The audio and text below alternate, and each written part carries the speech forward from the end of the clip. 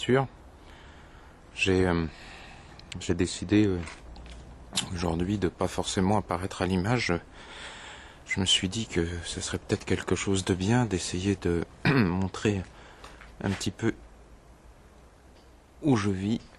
Effectivement, il y a beaucoup de maisons mitoyennes là où je vis. Et parce que bon, c'est pas facile de tous les jours essayer d'avoir la forme pour parler de. Alors, ce que je suis, là évidemment, on est un peu dans le noir. Alors, je m'excuse pour ceux qui verront la vidéo. Ici, j'ai plein de bouquins que j'ai toujours pas rangés depuis mon déménagement.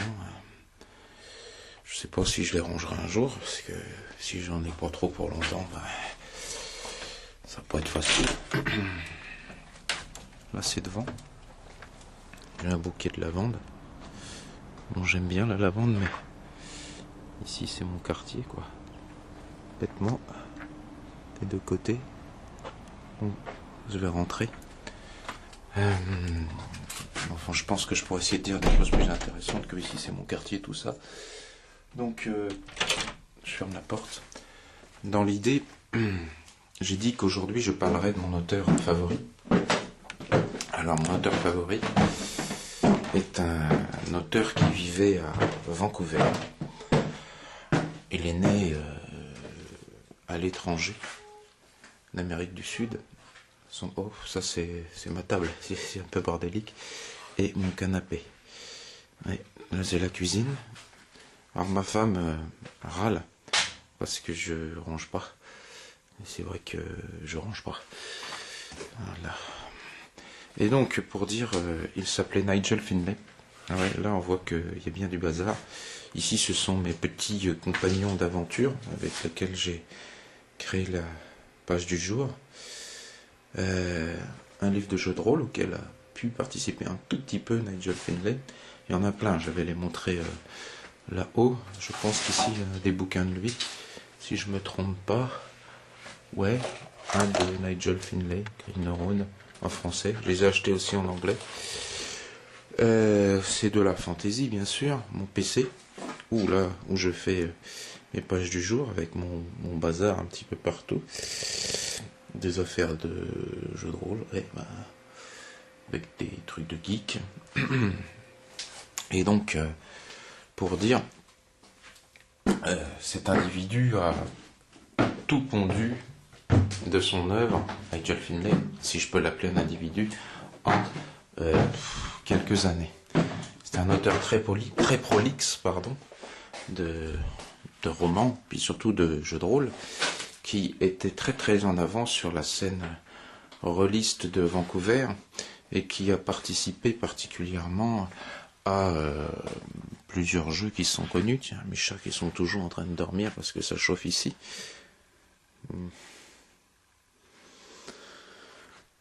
Et il était fer de lance dans mon jeu fétiche qui s'appelle Shadowrun, un jeu qui situe dans le futur et qui prend comme mélange le thème du cyberpunk et de la fantasy. Ça, c'est une pièce, mon Dieu, visiblement toujours pas rangée depuis notre installation. On n'y vit même pas. Enfin là, il y a la salle de jeu de rôle où effectivement, là, il reste des affaires. Ma femme, des fois, elle est là le matin. Ouais, elle n'est pas au courant de ce que je fais, mais moi, je suis au courant de ce qu'elle fait, visiblement. Ça, c'est un petit peu comment sont les affaires de rôliste. Alors là, il y a, par exemple, tous mes jeux de rôle de la science-fiction. Là, il y a plutôt la fantasy. Hein, c'est pas... là, sur cette étagère, justement, il y a du Shadowrun. Par exemple, cette boîte-là, qui est un truc fétiche pour moi, qui a été écrit par, justement, Nigel Finlay. Et donc, ce bonhomme, lui, il était... j'ai du mal à parler de lui, en fait. Quand je suis allé à Vancouver cette année, j'ai voulu essayer d'aller un petit peu sur ses traces. J'ai fait des recherches, je pense que sa mère est toujours en vie. il a écrit particulièrement aussi sur la fin de...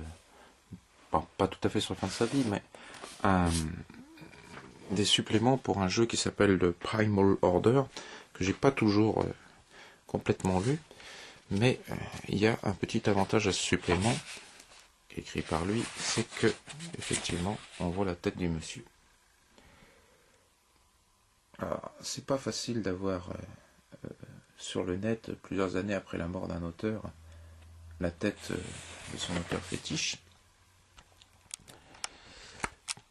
Mais je dois avouer que, voilà, je posais la caméra comme ça, que ça a été une sorte de révélation d'aller à Vancouver cette année, parce que c'était comme une sorte de découverte du Mont-Or. Je fais des trucs un peu rigolos à côté de ce qui m'arrive, et je m'étais dit que s'il y avait une personne au monde avec laquelle en ce moment j'aimerais bien passer un dîner, ça serait Nicolas Sarkozy, parce que on apprendrait pas mal des choses sur l'état du monde en général. Mais si jamais j'avais eu à pouvoir choisir une seule personne à rencontrer, ben, ça aurait été Nigel Finlay. Pour son style, pour l'écriture, pour la capacité à ce type-là d'être prolixe, puis aussi parce que je suis fasciné par les gens qui sont des génies. Je pense pas du tout en être un, malheureusement. Et l'intelligence, car le type est intelligent, me fascine. Donc, je parlerai des rêves qui me sont arrivés la nuit prochaine, mais ce que je voulais dire, c'est que j'espère que d'autres personnes se souviendront de Nigel Finlay en continuant à lire ce qu'il avait pu écrire et à jouer dans les univers qu'il avait contribué à faire vivre aussi richement. Nigel Finlay est décédé le 19 février 1995 d'une crise cardiaque. 19 février. C'est aussi l'anniversaire de ma femme. Et la date à laquelle j'ai reçu une sorte d'avertissement.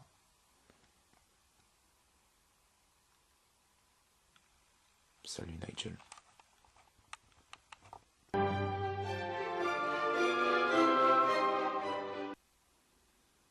Ouais. Je voulais aussi... j'ai pas parlé de la date de sa mort. Enfin si, mais... Voilà.